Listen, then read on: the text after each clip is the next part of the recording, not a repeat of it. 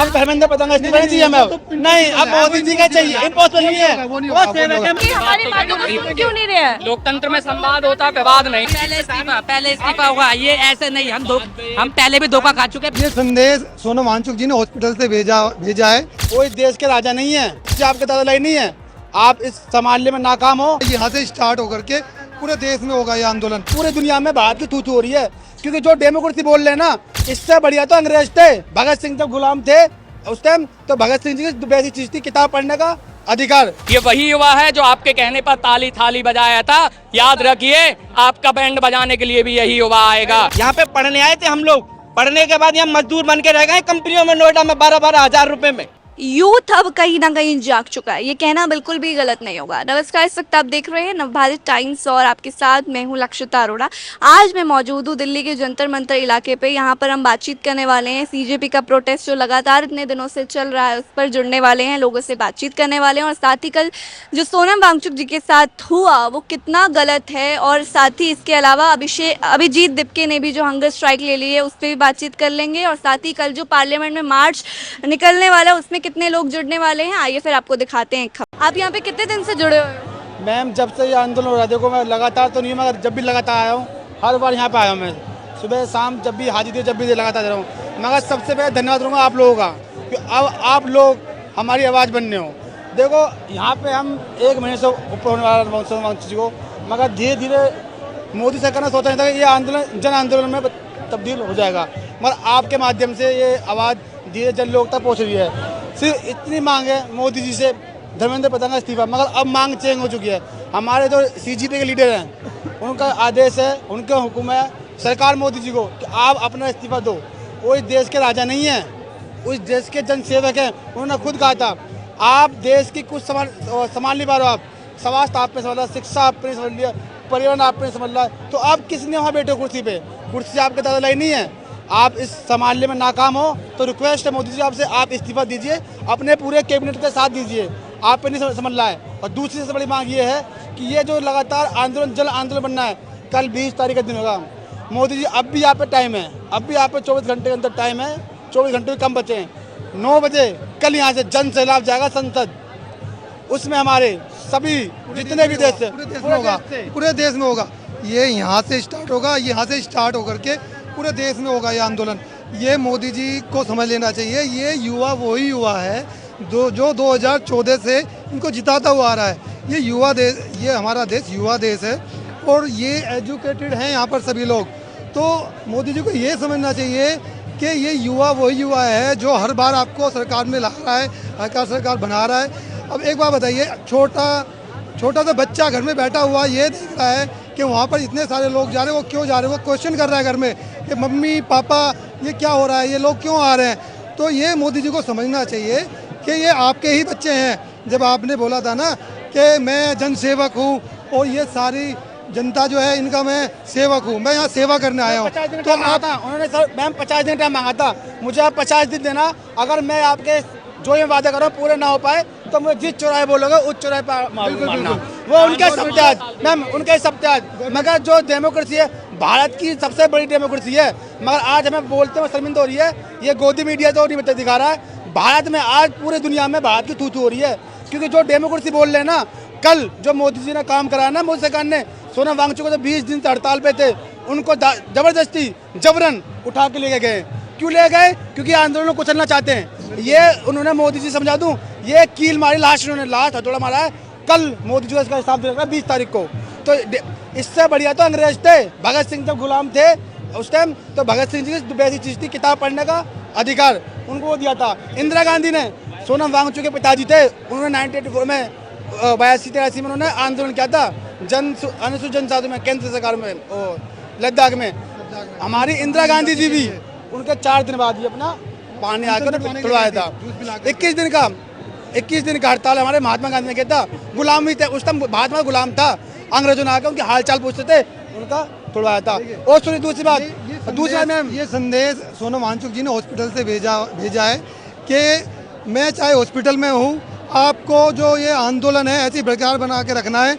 उन्होंने सीधा बोला है ये आज़ादी के बाद देश का दूसरा आंदोलन होगा, और ये बात जन जन तक पहुंच चुकी है। मोदी जी के पास थोड़ा सा टाइम बचा है, कोई हट मत करो बिल्कुल भी। समझ लो युवा आक्रोशित है, जन जन आक्रोशित है। आप छोटा सा आपको क्या बोलना है धर्मेंद्र प्रधान जी, आप थोड़ा रेस्ट कर लीजिए, हम किसी और को ले आते हैं। देखिए राजनाथ सिंह जी ने बोला था कि हमारे यहाँ पर इस्तीफा नहीं होता है, कोई बात नहीं बोला था, लोगों ने इग्नोर कर दिया। लेकिन आज यहाँ पर 21 बच्चों की जान गई है। बच्चे एमबीबीएस के लिए नीट की तैयारी कर रहे थे, वो जो बच्चों की जान गई है, परिवार में एक बच्चा था, उन्होंने सुसाइड कर लिया, उनका परिवार ख़त्म हो गया, आगे कुछ नहीं है, उनके बुढ़ापे का सहारा कुछ नहीं बचा। मैं 2 दिन पहले भी आया था और आज भी आया हूँ, और मैं पहले से ही समर्थन तो कर रहा था सोशल मीडिया पे। फिर कहा सोशल मीडिया पे समर्थन करने का कोई फ़ायदा नहीं, यहाँ पे आना ही पड़ा। आना ही पड़ेगा, सबको आना पड़ेगा। सिर्फ सोशल मीडिया पे क्रांतिकारी थोड़े बनते हैं। अभी मेरा कोई फिक्स नहीं है, क्योंकि दिल्ली पुलिस ने कहा कि परमिशन नहीं है, और ये लोग कह रहे हैं कि जाना ही है कुछ भी करके। तो फिर सोचेंगे, कल अगर ठीक लगा तो कल जाएंगे। और देखिए कल जो कुछ भी हुआ सोनम वांगचुक के साथ, क्या बोलना चाहेंगे कि अब कहीं ना कहीं जो माहौल है वो और गर्म हो चुका है, प्रोटेस्ट और जोरों शोरों से चल वो तो रही है। बिल्कुल गलत ही है, क्योंकि आज ही हाईकोर्ट ने, मद्रास हाईकोर्ट ने शायद कहा कि कोई भूख हड़ताल पर बैठा है तो आप उसको उठा नहीं सकते ऐसे भी, तो वो तो गलत ही। और सोनम वांगचुक जी लेजेंड इंसान है, आप उनकी बात सुनने की बजाय आप उनको उठा लेते हैं, तो ये क्या डेमोक्रेसी का फिर क्या मतलब हुआ? तो वो तो गलत ही है। और आज लोग ज़्यादा है, उसका कारण भी शायद यही है कि उन्होंने सोनम वांगचुक जी को गलत तरीके से उठाया, तो अब और भी खुल के लोग साथ में आने लगे, अब उनके साथ ही है। अभिजीत जी को आप किस तरीके से सपोर्ट कर रहे हो? वो जो भी कर रहे हैं हमारे लिए कर रहे हैं। वो तो अमेरिका में चाहे तो आराम से अपनी ज़िंदगी जी सकते थे। सोनम वांगचुक सर भी लद्दाख में स्वर्ग में ही रह रहे थे, वो भी अपनी ज़िंदगी जी सकते हैं। वो 8-10 डिग्री टेम्परेचर में रहने वाले इंसान यहाँ 50 में आके हमारे लिए है, तो हमें उनका समर्थन करना चाहिए। हमारे भविष्य के लिए, हमारे भाइयों बहनों के भविष्य के लिए है।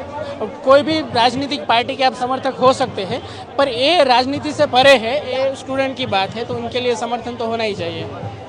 कल जो कुछ भी हुआ उसके बाद और कुछ डिमांड्स हैं या भी वही सेम डिमांड है? डिमांड तो वही है कि जिम्मेदारी फिक्स हो, जो भी हो, धर्मेंद्र प्रधान हो, रेल मंत्री हो या प्राइम मिनिस्टर हो, ये लोग मानते ही नहीं है कि किसी की। राजनाथ जी ने कहा था कि हमारे यहाँ रिजाइन नहीं होते हैं, तो वो गलत है। आप अगर डेमोक्रेसी में मानते हैं तो जिम्मेदारी फिक्स होनी चाहिए और रिजाइन होना चाहिए। यहाँ आपने देखा होगा हमारे गुजरात में इतने सारे पेपर लीक हुए, अभी तक किसी को भी कोई भी सीएम, मिनिस्टर, कोई भी अफसर रिजाइन नहीं करता और उनको प्रमोशन मिल जाता है कहीं और पे और मज़े से ज़िंदगी जीते हैं। तो ये लोग डेमोक्रेसी में नहीं मानते हैं, और हम गांधी का देश है, हम संविधान में मानते हैं। तो हमारा काम तो यही है कि जो गलत है उनको गलत कहे, आज नहीं तो कल उनको बात तो माननी ही पड़ेगी। जो आक्रोश है, जन आक्रोश है, जन जन तक पहुँच चुका है। आप इसको बस ऐसा करना है, उनसे बोल दीजिए धर्मेंद्र प्रधान जी से कि आप थोड़े दिन के लिए रेस्ट कर लीजिए, हम आपको द्वारे ले आएंगे। आप ऐसा कीजिए। अब धर्मेंद्र प्रधान का इस्तीफा नहीं चाहिए हमें, नहीं, अब मोदी जी का चाहिए। इम्पॉसिबल नहीं है, वो नहीं होगा। मैं बताता हूँ क्यों नहीं होगा। मेन स्ट्रीम मीडिया यहाँ पर नहीं आ रही है, चौथा स्तंभ है हमारा मेन स्ट्रीम मीडिया, उसको ये देखना चाहिए कि युवा यहाँ पर बैठा हुआ है, ऐसे नहीं बैठा हुआ है, ये अपनी नौकरी छोड़ के बैठा हुआ है, ये अपनी एजुकेशन छोड़ के बैठा हुआ है, ये अपने परिवार को छोड़ के बैठा हुआ है, बीमार बच्चा बैठा हुआ है, यहाँ पर सब तरह का बच्चा बैठा हुआ है। तो यहाँ पर ये गवर्नमेंट को सोचना चाहिए कि ये हमारे ही बच्चे हैं, अगर हम एक छोटे से इस्तीफा करा देते हैं तो बच्चे खुश हो जाएंगे। इनकी भावनाएं इस तरह से कम से कम आके सुने तो, वो आके हमारी बातों को सुन क्यों नहीं रहे हैं? लोकतंत्र में संवाद होता है, विवाद नहीं। लोकतंत्र में संवाद होता है, विवाद नहीं होता है। लेकिन आज भले यहाँ पर अलग अलग विचारों से लोग आए हों, लेकिन सबका एक ही मांग है, केवल धर्मेंद्र प्रधान का इस्तीफा। क्या धर्मेंद्र प्रधान का इस्तीफा इतना बड़ा हो गया है कि आज युवाओं की बात नहीं सुनी जा रही? मोदी जी, मैं आपसे कहना चाहता हूँ, ये वही युवा है जो आपके कहने पर ताली थाली बजाया था। याद रखिए, आपका बैंड बजाने के लिए भी यही युवा आएगा। याद रखिए, आप आज धर्मेंद्र प्रधान का रिजाइन नहीं करवा रहे हैं, आज आप धर्मेंद्र प्रधान का रिजाइन नहीं करवा रहे हैं। देख लेना 2029 में यही युवा आपकी पूरी कैबिनेट, आपकी पूरी सरकार को बर्खास्त कर देगा, तभी आपकी नींद खुलेगी।